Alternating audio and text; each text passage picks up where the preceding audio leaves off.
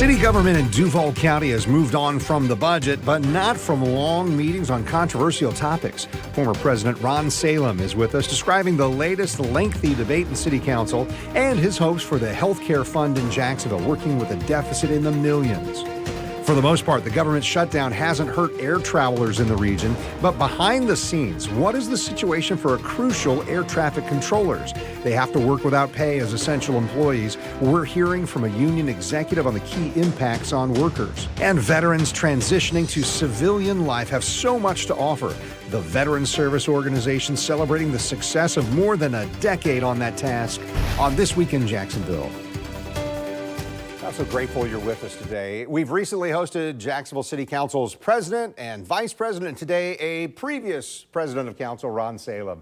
Dr. Salem, here with us. Your career has been in medicine as a pharmacist, and I know there's an issue with healthcare funding in Jacksonville, some plus $20 million of deficit. Maybe explain that and then what you and your colleagues are doing to address it. First of all, thanks for having me. Kent, we are self-insured within the city. So we pay our own claims, and we collect premiums to hopefully cover that. Within the city means all city employees. Is that and their dependents. Okay, yeah, sure. So the difference between what we are paying out in healthcare claims and what we're collecting in premiums from our employees is $23 million this year. So there's a huge deficit, and we have a healthcare trust fund to help support that had $40 million in it just a few years ago, and it is now in a negative balance. So we had to put $28 million into this program in this budget this year.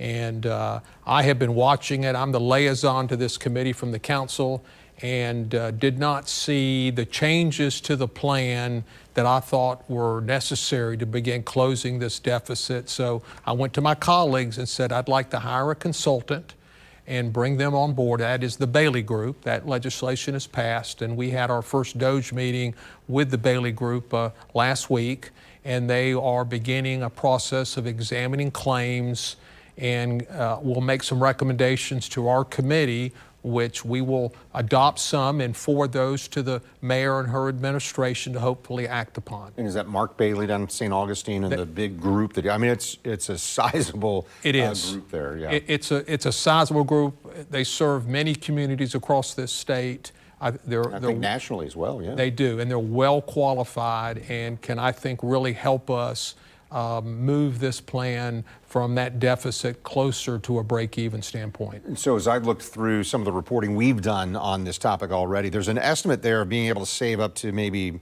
or get savings back of like $15 million a year. But what are the kinds of things that could do that? And what would you recommend that we do? Well, one of the things that I think we're going to look at very soon is the prescription drug plan, which I know a little bit about. I think so, sir. It's a plan based on rebates and such, and it's not a plan that I think is good for the city. When the Bailey Group began working with police and fire, they carved out that prescription plan from Florida Blue and have set up a separate plan, and it's been a real cost saving. So I'm hopeful that's one thing we will do fairly quickly and begin accumulating some savings from that. You can do many things. You can increase deductibles. One of the things that's not occurred in 11 years, or premiums have not been increased to employees. And I ask any private sector person. I was just going to say.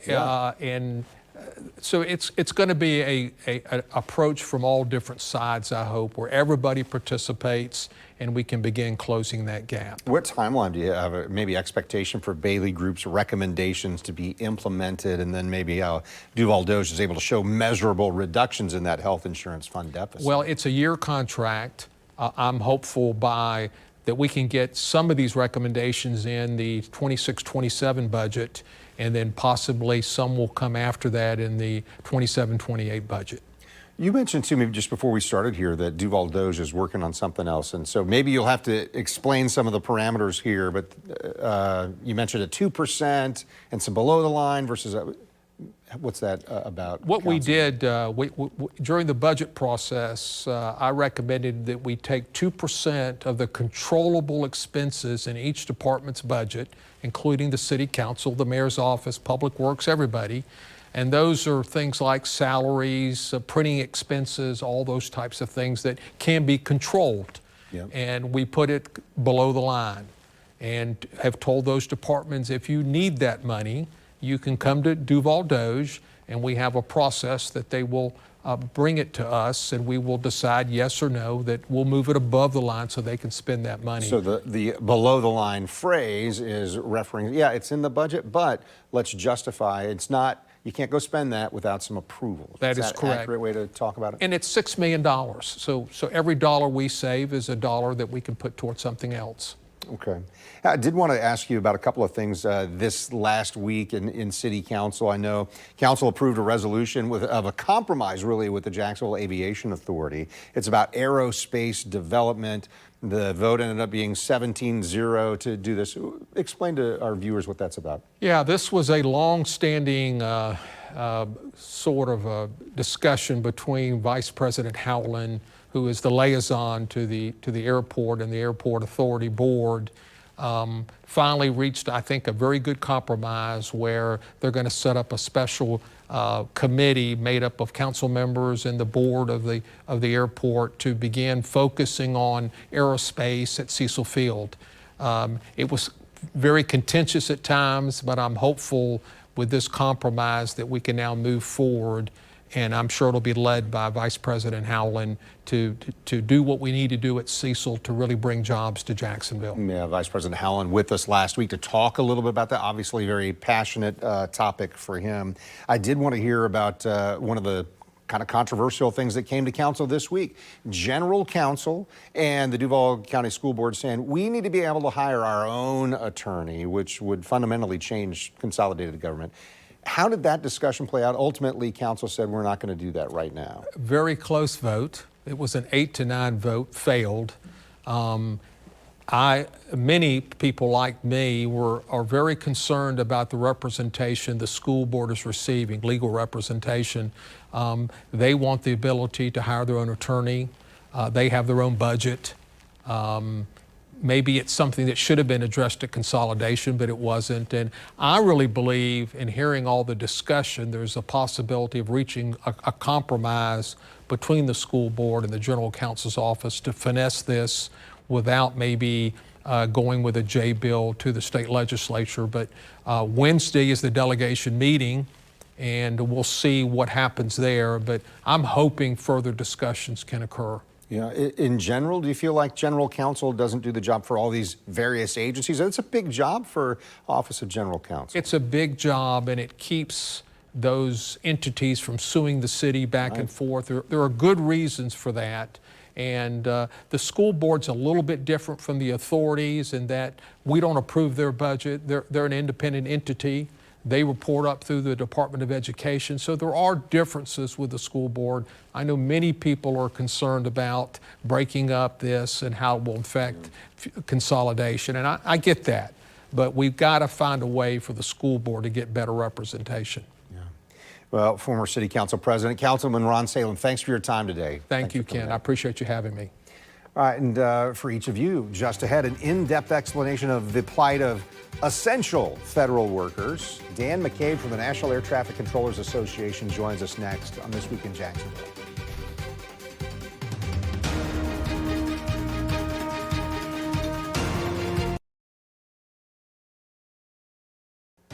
You're watching This Week in Jacksonville with Kent Justice. Thanks for staying with us. So today and right now, joining us is Dan McCabe, the Regional Vice President for National Air Traffic Controllers Association's Southern Region. Dan, I understand you took this post about 2 years ago, but you've worked at the FAA since 2005 and focused on controller safety, training, and labor issues. That's really what I want to talk about, because at the time of our recording, this is the 16th day of the federal government shutdown. Thanks for being with us. How is the shutdown affecting air traffic controllers in our region day to day? Well, thank you for having me. It's important, I think, we have this conversation.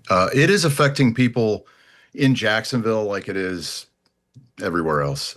You have a stressful job. The Jacksonville area has two very complex, very stressful, busy facilities. And listen, these people go to work every day. They deal with stress. It's what they're trained to do from the moment they walk in, from the moment they raise their hand and swear to the oath that they're going to be a civil servant. And we train them, keep your stress at home, right? Try to keep your personal stress at home. And listen, we're at a point now where we're done being paid, right? They got their partial paycheck on Tuesday.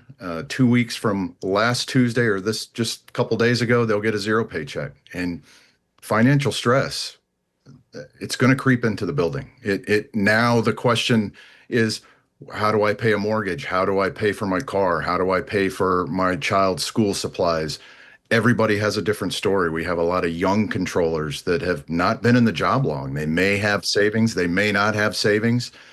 Like everyone has their own story, and it just adds a different layer of stress that they really don't need. It's completely unacceptable, and it's unnecessary. And what I'm hearing you say, and I think we have a small concept, it's a tough job already, and bringing some of the rest of that makes it even tougher. Here's a question for you. What kind of immediate, operational changes have facilities needed to implement?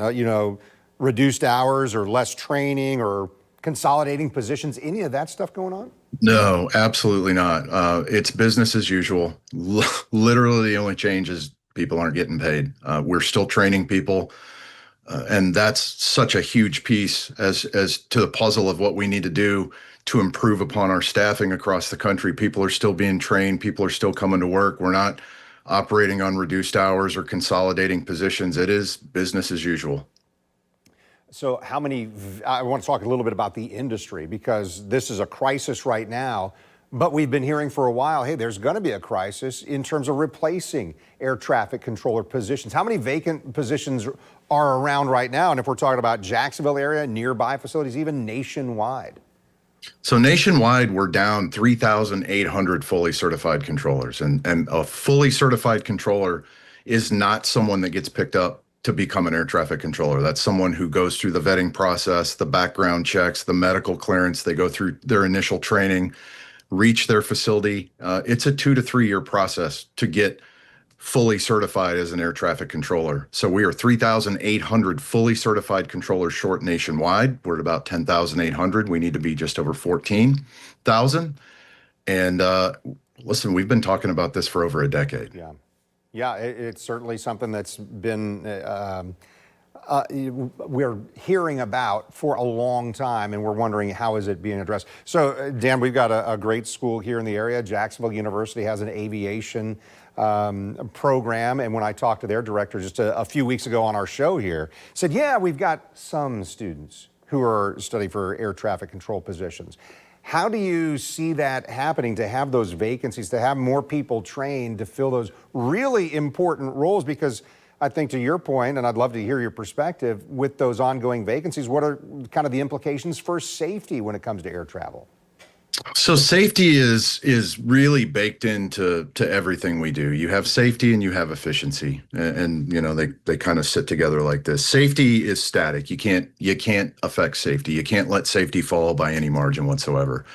All you've got is efficiency. So it's like going to a grocery store, right? And you have 6 checkout lines open, maybe 4 checkout lines open. You're still getting your groceries. You may wait a little longer, and that, for being such a simple analogy to it, but it really makes sense. If we're short on controllers, but the demand is still there are going to be delays. Now, delays are they're not just because of staffing issues.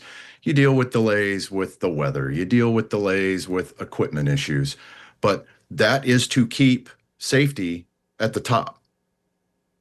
Dan, so we'll wrap up here, but just briefly, how long does it typically take to recruit and fully train a new controller? Has that timeline been affected by the recent shortages? So we're still training right now. There was money left over to keep the academy open. That class is going in there. There is a class in there right now, or a number of classes in there right now. Like I said, it depends where you go, where you hire into. If you go to the big en route facility in Hilliard, you're going to train for 2 to 3 years. Once you hit that facility, that's after you go to Oklahoma City to the academy. That's after you go through the hiring process, all the vetting, the background checks, the medical checks. So, making a controller is not something where you wave the magic wand and suddenly, go forth and conquer. There's a lot of training that goes into it. Yeah, and understandably so. Like we talked about a moment ago, it's a complex job. Complex situation right now. Dan McCabe, Regional Vice President for National Air Traffic Controllers Association's Southern Region. Thank you so much for your perspective and your time today. Thanks for having me. Appreciate it. All right, well, just ahead, a milestone for the local nonprofit Operation New Uniform. Excuse me, the mission for ONU and what they're celebrating this month. Michelle McManaman joins us on This Week in Jacksonville.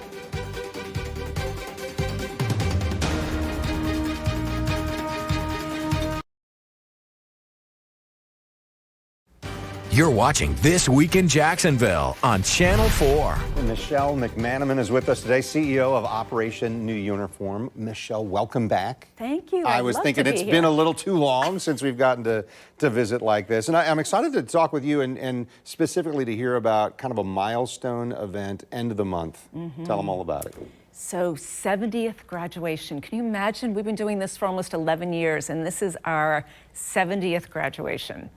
We have Lieutenant Colonel Alan West as our guest speaker, and of course we have our amazing students that are going to be speaking. Each one of them gets the opportunity to talk to everybody in the community and tell them what they, the experience they went through as far as coming through the program, but also what they want to do, what they want to be when they grow up or when they graduate our program, when they leave the military. So we're excited to be able to present them to the community, and we're sponsored by Swisher. So, and I love that. So a local, long-time business, over 100 years, Swisher in our community. You know it. But I should have backed up. Explain to people, take a moment and tell people about Operation New Uniform and what the mission is. Yeah, so we are a career readiness program.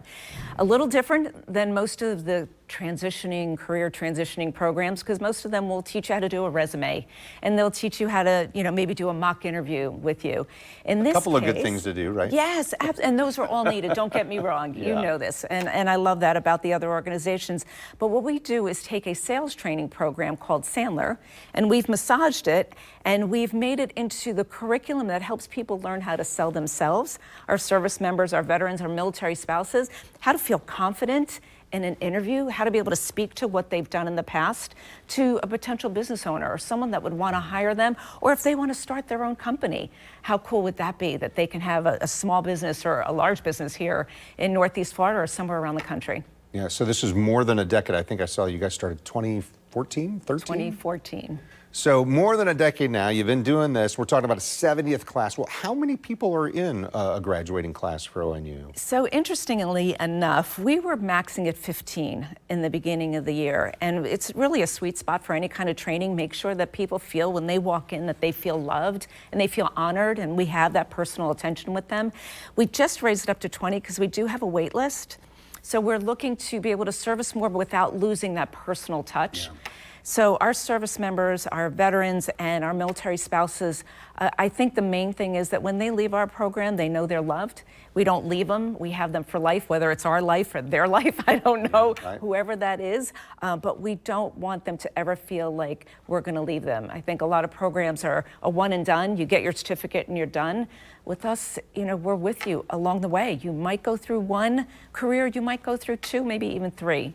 So we're with them. So I'm thinking about this. So 70th class, and that's 15 or 20. I mean, is it safe to say more than 1,000 people that you helped? Well, you take the numbers. It's a little over 700 in a classroom style. Because remember, our first class we had 4 veterans. Okay. Yeah, and here we are. Fast forward, But the momentum builds with the builds. success there. And it's our graduates are telling other people, they're like, you don't need to know anything about ONU. You just need to be there. And that's what we hear from the majority of our students that are in the class, is you just need to be there. And they find out very quickly that we have a heart to serve. I mean, look, we're just here to be Jesus's hands and feet. At the end of the day, how can we serve? And that's our way of serving. It's our little mission field right here in Northeast Florida. Tell me about the creation, and maybe even we transition to what the future looks like, the next decade for Operation New Uniform, but even down to the name. I mean, there's something about calling a uniform. It's more than just some clothing you're wearing here to nothing say something, to do with right? clothing. Yes, thanks, Kent, for asking, but it really has something to do with the mindset. It's changing that mindset from your identity of who you think you are with all those roles attached to you to changing that over to understanding who you are without that role, without that uniform. What's that new uniform going to look like? What's that new mindset going to be? So we do a lot of work around just understanding your self-image, your self-esteem, your self-concept, and your self-worth.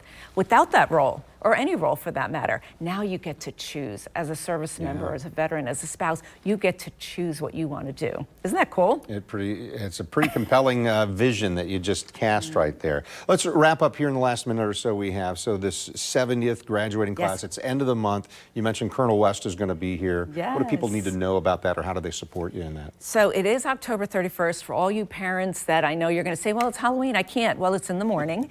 It's 8:30. It's going to be at Florida Blue. You do have to register. It's free for everybody who attends. We do have a hot, wonderful breakfast for you, but you have to register because we need a head count for food, as well as being able to get on the premises there. So it's important that we know how many people are going to be there. We want you to bring friends, family, people who support our veteran community. Please come and join us, join arms with us. We'd love for you to be there. We also would love to have hiring managers. If you're looking to hire our students, we want you to be there. You can hire them on the spot, and we would love that more than anything. But Lieutenant Colonel... They probably would too. Yes, exactly. Lieutenant Colonel Alan West will be there. Swisher's going to be there sponsoring it. We just have a great community of supporters that we love, and we are sponsored by the Sandler Training System, which we absolutely love as well. And you, of course. Well, You'll be there. I appreciate it. Yeah, I'm making my plans to be there, because that is part of the fun of this community we live in, is to celebrate our military members. Michelle McManaman, thank you so much. Thank you for having us. All right, and thank you for watching on air on Channel 4 and the CW17, and then online, news4jax.com, and streaming on News4Jax Plus. And don't forget to check out This Week in Jacksonville Business Edition. This episode this week, we're focused on the Jacksport and its partnership with a new company, Instructure.